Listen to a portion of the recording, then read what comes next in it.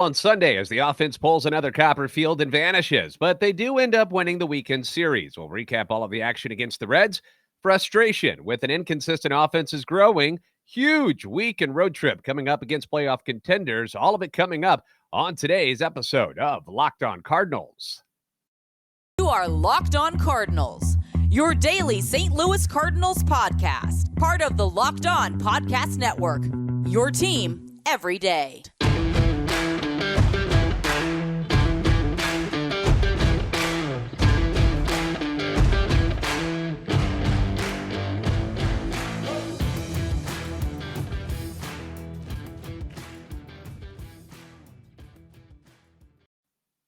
Hey there, Cardinal fans. I'm JD Haffern. I'm a national radio sports anchor, born and raised in the Lou, lifetime Cardinals fan, and I'm your host for Locked On Cardinals, part of the Locked On Podcast Network, covering your team every day. You can follow me on Twitter at JD Sports Radio. Follow the podcast at LO_Cardinals.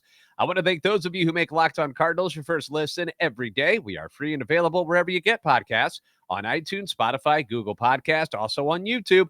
Be sure to like and subscribe and comment so you can interact with us.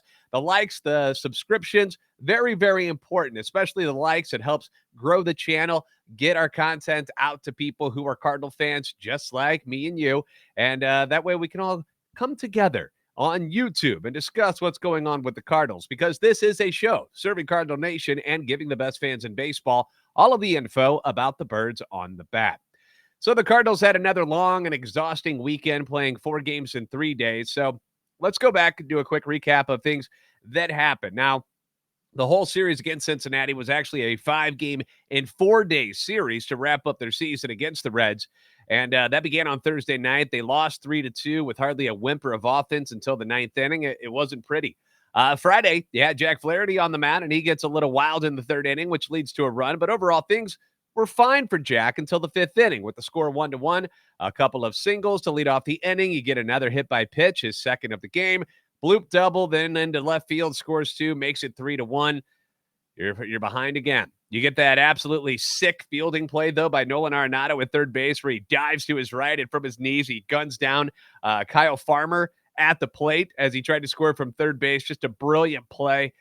You see these things Arenado does day in and day out at third base, and you're just in awe of how good he is. And then you see him make little silly plays, like where he, the throw gets away from him and stuff. You're like, wait, what? How did that just happen? But for the most part, he's insane. Like the best fielding third baseman in baseball.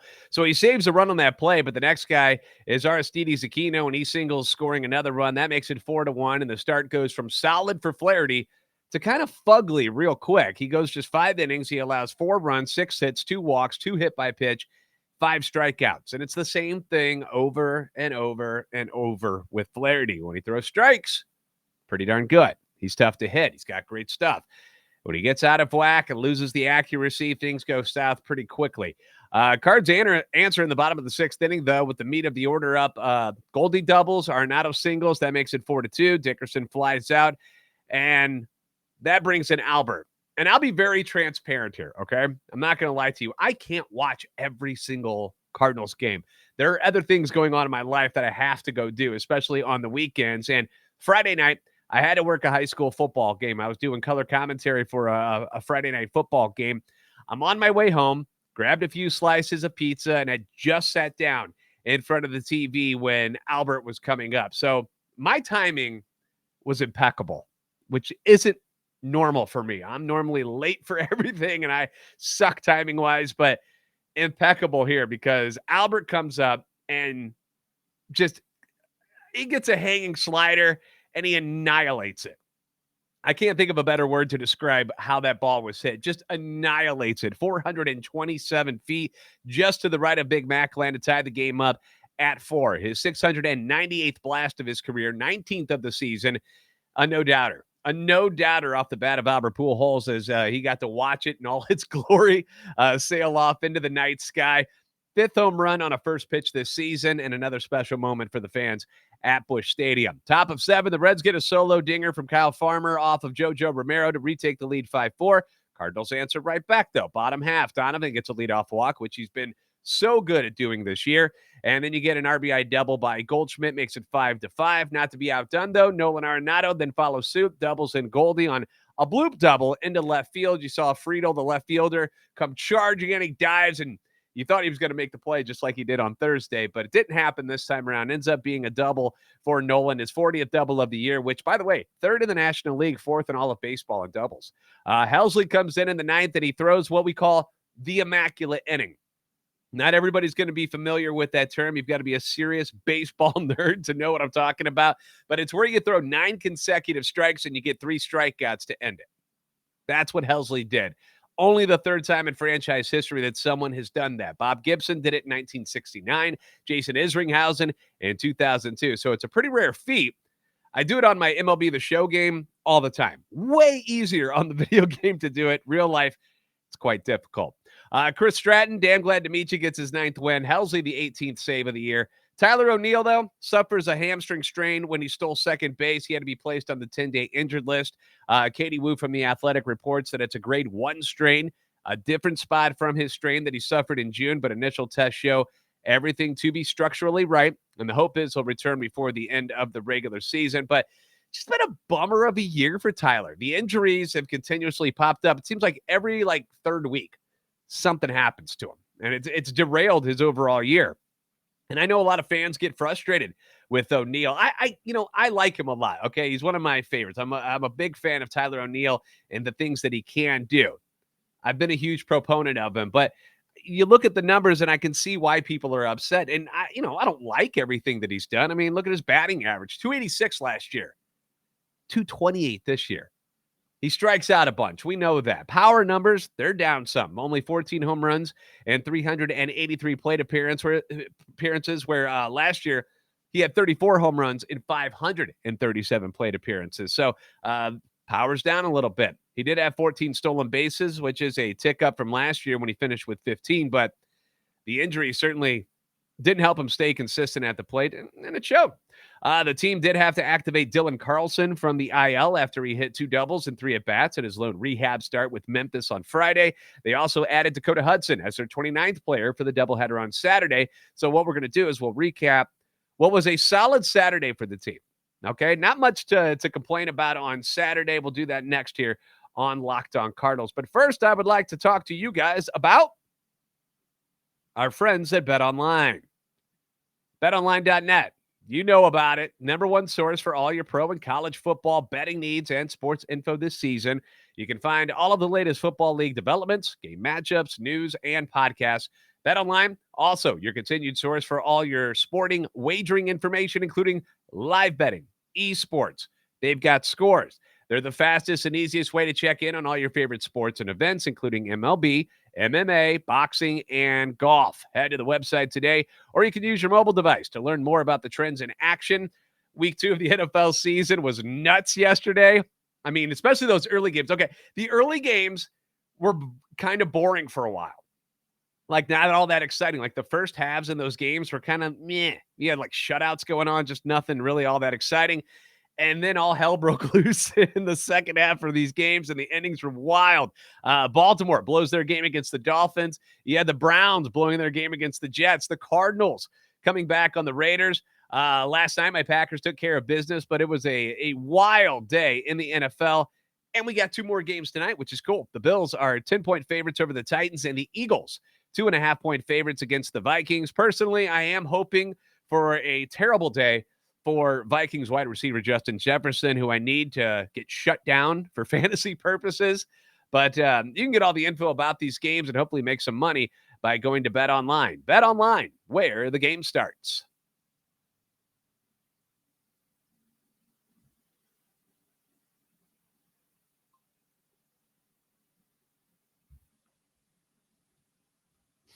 Saturday, the boys played 2, and I mentioned that O'Neill and Carlson, they made some moves there transaction-wise. O'Neill, the IL, Carlson gets activated. But also on Saturday, the Cardinals placed relief pitcher Jordan Hicks on the IL with arm fatigue and neck spasms. So the team ended up activating Steven Matz from the IL, and that's a big gun in the bullpen to be missing because his stuff's looked pretty filthy recently. I've really liked what I've seen from Jordan Hicks. Yeah, I gave up the home run in Pittsburgh. I got that. But most of the time lately, he's been almost unhittable. So that sucks. Game 1, Dakota Hudson gets the start. looked fantastic. Nothing bad to say about anything Dakota did. And it was nice to see the team play with a lead early on for once, because that hasn't happened a lot recently. They scored 2 in the second inning. You get a 2-out single by Tommy Edman to plate Molina. Albert then walks to load the bases, and Goldie then also walks, brings in a run, making it 2-0. Bottom of 3, they get after it again. Leadoff double by Carlson. You get a single by Donovan to right. And then the Cards decide that they're going to test Aristides Aquino's arm again in right field. He'd already thrown out 2 dudes at the plate. Not sure why we want to do this again, it's just not a good idea. The guy guns guys at the plate with regularity, leads all of baseball in that category. I think he's got 12 assists. I think I saw that. But he throws another dot to home plate here, but the ball gets away from the catcher during Carlson's slide. He's safe, makes it 3-0. They get lucky on that one. Then Molina, Yadier Molina, September Yadi, gets ahead in the count 3-1. It hits a 4-seam fastball, gets it up in the zone, and deposits it into the left field stands. That's his 5th dinger of the season, makes it 5-0. And that's all they would need. Hudson, he was on cruise control on this one. He goes 8 innings, allows just 1 earned run that scores because of his error that he throws at first base. So he's got nobody to blame but himself on that one. He walks 2, but he punches out 5, gets his 8th win of the season. And if you can get that Dakota Hudson down the stretch here, that is a huge, huge addition for the push to the playoffs, because after seeing what happened on Friday night with Flaherty, I'm not sold on what's going on with Jack yet. I don't know how great he's going to be for you the rest of this month and into October. So I've seen Hudson look pretty darn good this year. I haven't seen Flaherty do anything all that dominant in any of his starts. So Hudson was great, man. Good for you. Good for you, Dakota Hudson. You go down, you work on your craft in Memphis, you get called up, you throw great, and then they actually send him back down. But that's no big deal. And as good as Hudson was in Game 1, Game 2 starter was even better. Night game, you got Jose Quintana on the hill, who's been everything the Cardinals hoped he would be since acquiring him from Pittsburgh, and he was on in this one. He allows just 2 hits over 8 shutout innings, no walks, 6 strikeouts. Brilliant. Beautiful. Problem was, the Reds had their young fireballer Hunter Green back from injury, and he was feeling it. He was chewing up the Cardinals hitters and spitting them out left and right. Green strikes out 11 in just 6 shutout innings, and the Reds bullpen continued the trend as neither team scores a run in the first 10 innings. That's not fun to watch, to be honest with you. Bottom of the 11th, things get interesting. You know the play. Kisner starts at second as a ghost runner. Donovan walks. Edman gets an infield single, and you've got the bases loaded, nobody out for Goldie, who had struck out 4 times already in this one. Told you, man, he's really struggling recently. He's down 1-2 in the count on this one, and he rips one down the third baseline, and the Reds have the 5 infielders in, so they got outfielder Nick Senzel in on the play, playing at the hot corner. He makes a nice diving play, throws it to the plate to force out Kisner in a desperation move, but the ball hits Kisner's elbow and goes flying. Run scores, 1-0. Cardinals win in extra innings. Now, the Reds argued this one unsuccessfully that Kisner was running out of the baseline when he was hit by Senzel's throw. Now, it's a judgment call by the umpire, and it's not a reviewable play. And he was definitely running on the grass infield area when he was chugging home, and he appeared to be out of the baseline to me. But you know what? I'm not making the calls. You know, I wasn't wearing the umpire uniform on Saturday, so he scores. Should it have been a run?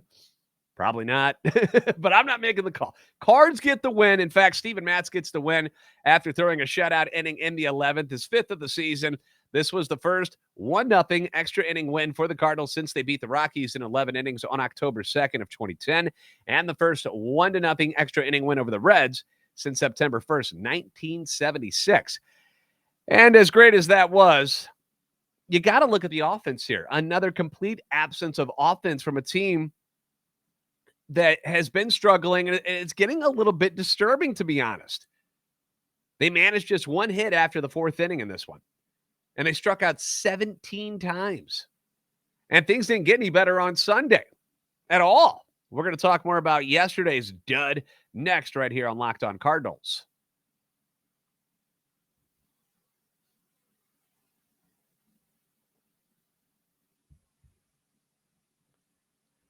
So after sweeping the doubleheader on Saturday, that's the thing you got to remember too.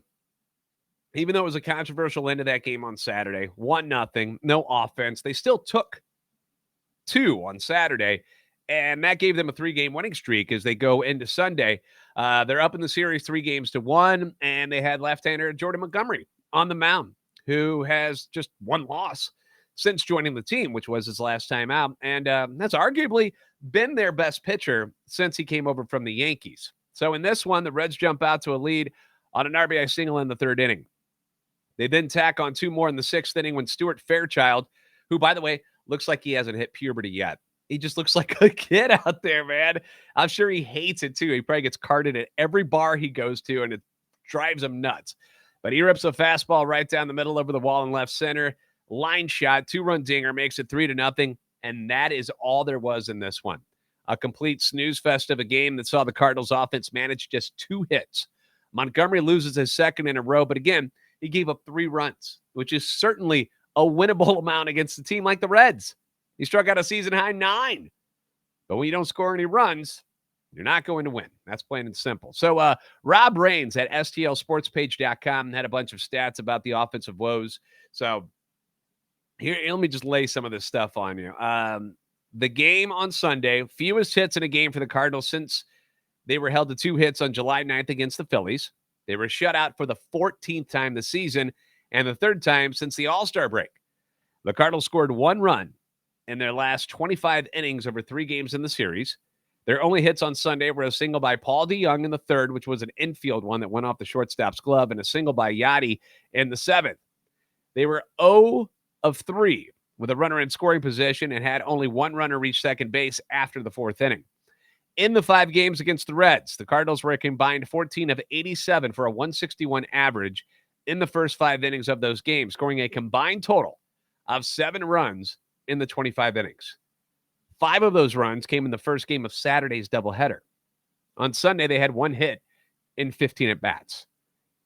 And I've mentioned that the numbers of some of the guys who were struggling on Friday.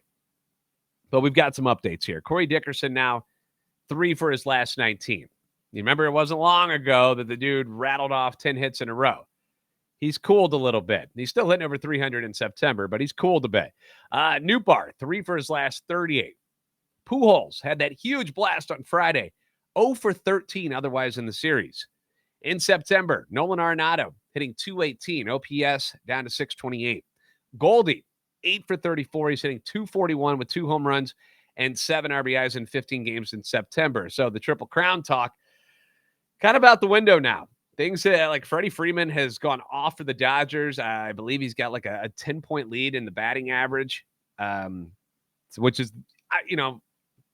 could he catch Schwarber in home runs? Possibly.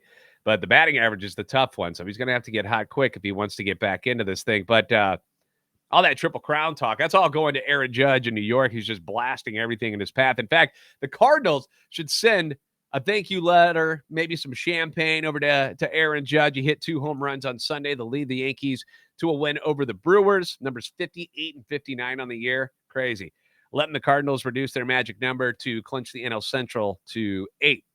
And the other problem here is that the team is going cold against guys who aren't good.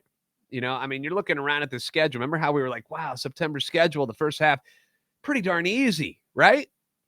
Well, they've struggled a little bit against guys like the Nationals and the Pirates and the Reds. That's the disturbing thing here that you're really kind of like scratching your head about. You're like, these guys aren't supposed to be very good pitchers.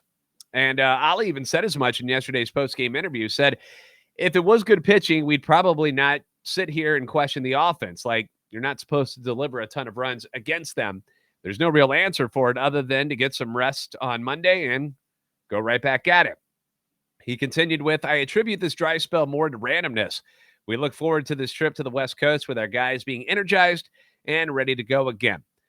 Let's hope so. Let's hope they can work through these struggles now. That way, at playoff time, they're crushing it again, because you can't go into the playoffs hitting the way these guys are doing it. You're not going to win. You're going to get bounced out pretty darn quick.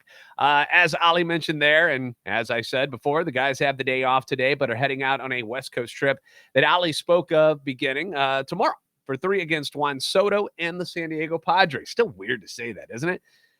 So they'll have 3 against them. Tuesday, Wednesday, Thursday. Then it's 3 against the first place Dodgers on Friday, Saturday, and Sunday. Then they get another day off on Monday. Then they got to play 2 in Milwaukee, and that will conclude that road trip. So 3 cities.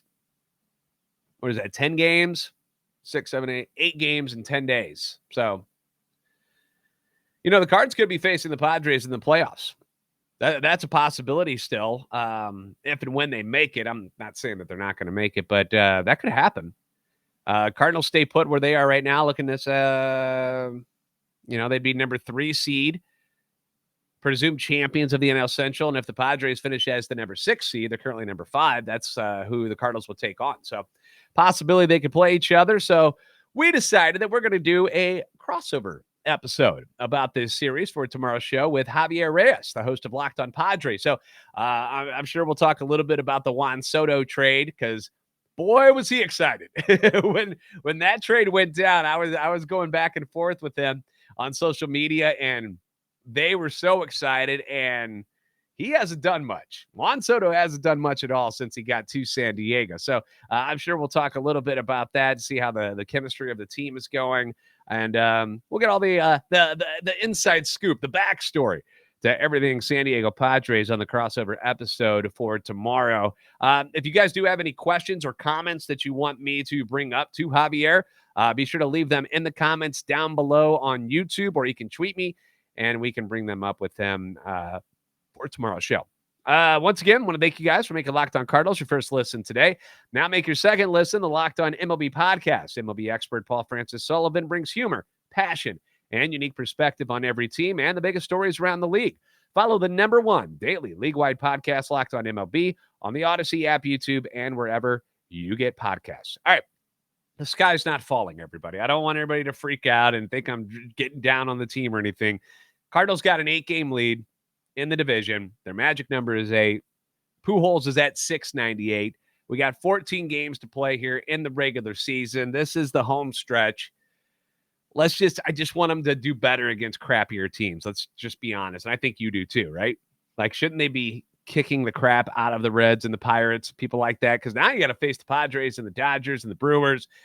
And who knows what's going to happen here. So hopefully they step their game up and can play up to the level of their competition this time around on this road trip.